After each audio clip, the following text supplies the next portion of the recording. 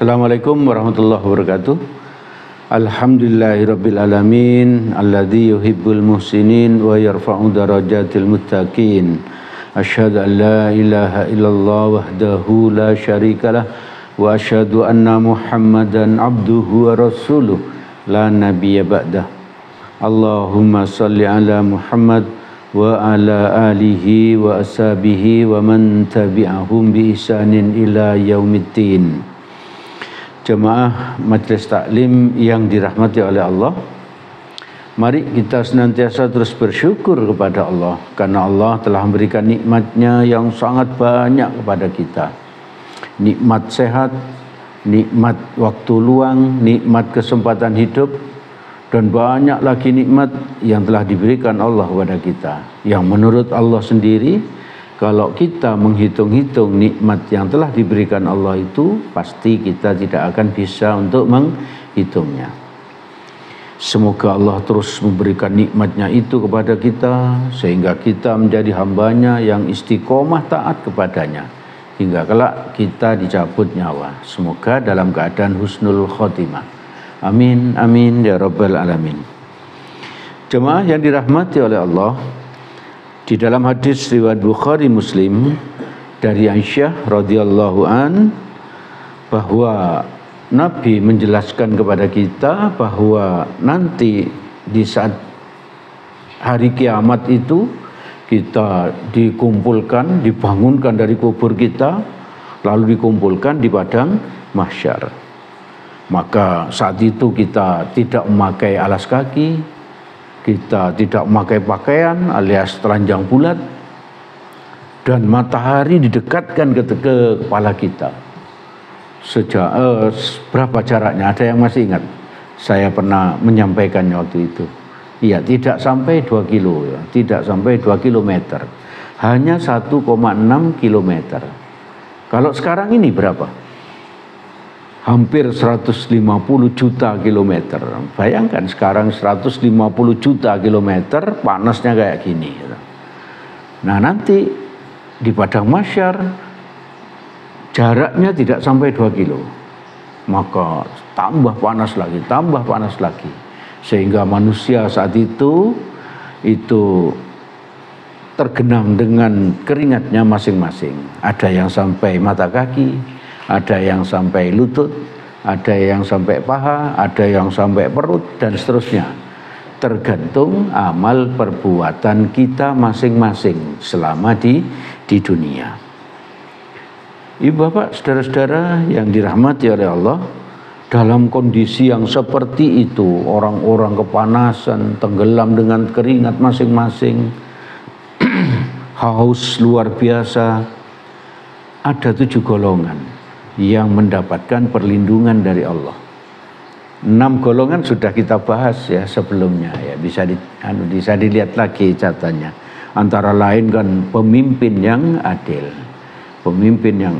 lalu pemuda yang selalu beribadah, lalu seseorang yang berinfak, bersedekah dengan ikhlas, dan 3 lagi bisa dilihat nanti ya.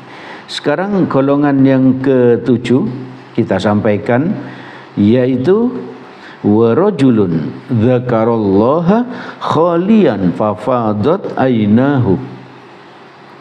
Orang yang mendapatkan perlindungan dari Allah di padang mahsyar di saat tidak ada perlindungan lain selain dari perlindungan Allah adalah seseorang yang berzikir, ingat kepada Allah dalam keadaan sepi, lalu ia meneteskan air mata. Jadi di saat sepi itu kita meneteskan air mata. Kenapa? Karena takut kepada Allah.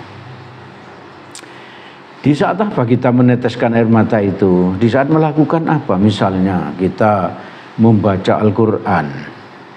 Kita karena di situ ada ancaman Allah tentang siksa kubur, maka kita takut, kita meneteskan air mata. Ada ancaman neraka misalnya, maka kita meneteskan air mata. Ada berita tentang ini tadi, padang mahsyar, maka kita takut, kita khawatir, kita mengalami seperti itu, maka kita meneteskan air mata. Jadi banyak sekali hal ya yang bisa membuat kita seharusnya takut, khawatir akan mengalaminya. Nah, makanya itu kalau kita membaca Al-Qur'an itu kita baca dengan terjemahnya agar kita jadi paham ya, agar hati kita tidak keras. Menangis seperti ini merupakan kebiasaan Nabi. Nabi kalau membaca Al-Qur'an itu sering menangis. Kalau sedang sholat sendirian itu sering menangis. Kalau sholat orang banyak ya kalau kita bisa menangis karena ikhlas itu bagus. Tapi jangan-jangan kalau kita menangis di depan orang banyak karena riya ya, karena dia ingin dianggap khusyuk dan lain sebagainya. Tapi kalau kita betul-betul ikhlas, nangis takut kepada Allah, itu baik-baik sekali ya, baik sekali. Lalu Nabi pun karena memang hal seperti ini baik untuk hati kita, agar hati kita ini tidak sombong, tidak keras hati kita ini, mudah menerima nasihat ya.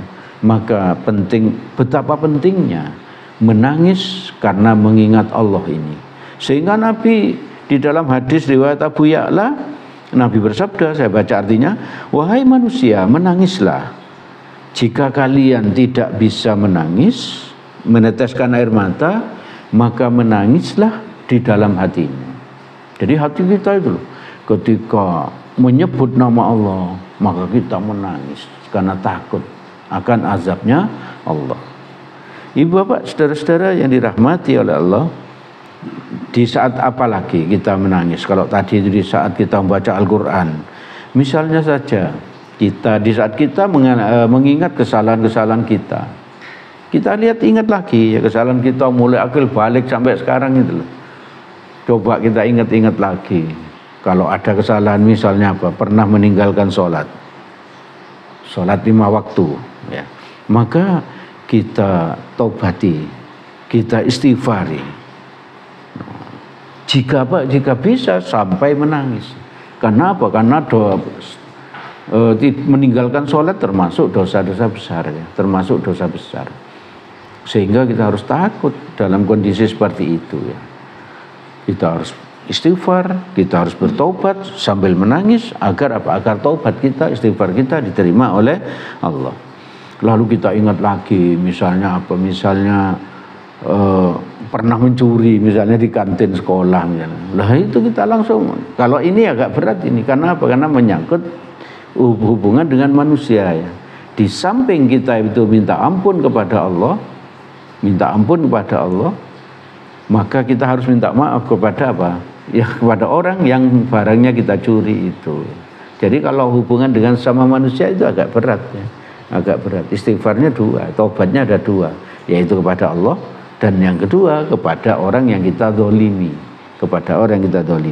Dan banyak lagi sampai kita itu menikah sampai sekarang ini dan lain sebagainya. Kita ingat-ingat dosa-dosa kita.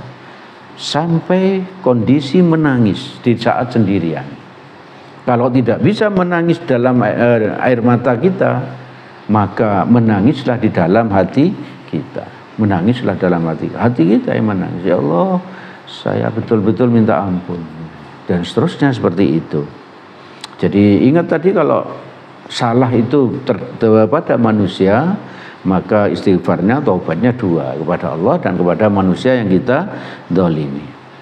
Atau dalam suasana apa lagi kita bisa menangis barangkali? Karena minta ampun luar biasa kepada Allah, betul-betul minta ampun dan takut pada azabnya Allah. Maka misalnya kita ingat sholat kita tidak khusyuk misalnya, maka kita istighfar. Kalau tadi meninggalkan sholat itu lebih beratnya. Ya ini tidak khusyuk sholat kita. Ketika sholat itu ingat macam-macam, lalai, sering lupa rokaatnya, maka kita istighfar. Karena orang yang seperti itu ancamannya adalah apa? Masuk neraka wel. Fawailul lil musallin, yaitu maka masuk neraka wel orang yang lalai di dalam sholatnya. Lalai di dalam sholatnya, suka menunda-nunda sholat. Tuh, misalnya apa? Zuhurnya jam 11.32, kita enggak sholat sampai jam 12 dan seterusnya. Itu berarti lalai gitu. Ibu bapak, saudara-saudara yang dirahmati oleh Allah, banyak sekali hal-hal yang perlu kita tafakuri di saat sunyi, di saat sendiri, bahkan di saat malam-malam. Lalu kita minta ampun kepada Allah kalau bisa sampai air mata kita meleleh. Kalau itu tidak bisa kita lakukan, maka hati kita yang menangis. Agar Agar kita di samping mendapatkan naungan dari Allah tadi itu di padang mahsyar, agar kita juga tidak disindir oleh Allah. Tidak disindir oleh Allah. Di dalam Al-Qur'an surat Al-Hadid surat ke-57 ayat 16 Allah berfirman, A'udzubillahi minasyaitonirrajim, alam ya'ni lilladzina amanu an tahsya'a qulubuhum li dzikrillah. Belumkah datang waktunya bagi orang-orang yang beriman untuk takut hati mereka ketika mengingat Allah. Nah, ini kan Allah menyindir kita. Kalau kita itu menyebut nama Allah dan kita tidak takut, kita tenang saja. Mengingat azabnya Allah, kita tenang saja. Alah, itu kan nanti, urusan nanti, nggak ingat apa-apa. Ya, tidak usah dipikir sekarang. Nah, itu kita disindir oleh Allah di Quran surat Al-Hadid surat ke-57 ayat 16 tadi. Saya ulang artinya. Belumkah datang waktunya bagi orang-orang yang beriman untuk takut hati mereka, untuk membuat hati mereka menangis ketika mengingat Allah. Nah, kalau kita bisa menangis karena takut akan azabnya Allah, maka menurut Nabi kita itu pasti selamat dari siksa api neraka. Coba kita perhatikan hadis riwayat Tirmizi dari Ibnu Abbas. Nabi bersabda, ainani la tamassuhuman nar. Dua mata yang tidak akan tersentuh oleh api neraka. Jadi maksudnya apa? Mata kita dan juga tubuh kita tentunya ya, tidak akan tersentuh oleh api neraka. Mata yang bagaimana itu? Ainun bakat min khasyatillah. Mata yang menangis karena takut pada Allah. Satu, kan tadi Nabi bilang dua mata. Satu, mata yang menangis karena takut kepada Allah, takut kepada azabnya Allah, takut akan siksanya Allah sampai menangis. Itu akan selamat dari yang dia takutkan. Dia akan selamat dari siksa api neraka. Dan yang satu lagi apa? Wa ainum batat takhrusu fi sabilillah. Dan mata yang bermalam untuk berjaga-jaga dari serangan musuh ketika perang. Jadi kalau kita itu ikut perangnya umat Islam bersama orang kafir, lalu malam-malam kita berjaga, itu berarti apa? Itu berarti kita akan selamat dari siksa api neraka. Jadi ibu bapak, saudara-saudara yang dirahmati oleh Allah, ayo kita asah hati kita agar hati kita ini menjadi peka ya. Sehingga kalau kita itu mengingat nama Allah, kita menjadi takut. Kita menjadi ingat akan dosa-dosa kita yang pernah kita lakukan, sehingga kita menyesal, bahkan sampai menangis. Kalau itu berhasil kita lakukan, maka di samping tadi itu selamat dari siksa api neraka, juga kita dapat perlindungan Allah di padang mahsyar. Ibu bapak, saudara-saudara yang dirahmati oleh Allah, itu yang bisa kami sampaikan pada kesempatan ini. Segala yang baik dan benar semuanya berasal dari Allah Subhanahu wa ta'ala. Semoga ada manfaatnya bagi kita. Semoga Allah menolong kita agar kita bisa mengamalkannya. Amin amin ya rabbal alamin. Apabila ada salahnya, saya mohon maaf yang sebesar-besarnya. Mari kita tutup majelis ini dengan doa kafaratul majelis. Subhanakallahumma wa bihamdik asyhadu an la ilaha illa anta astaghfiruka wa atubu ilaik. Nasrum minallah wa fathun qarib wa basyiril mu'minin.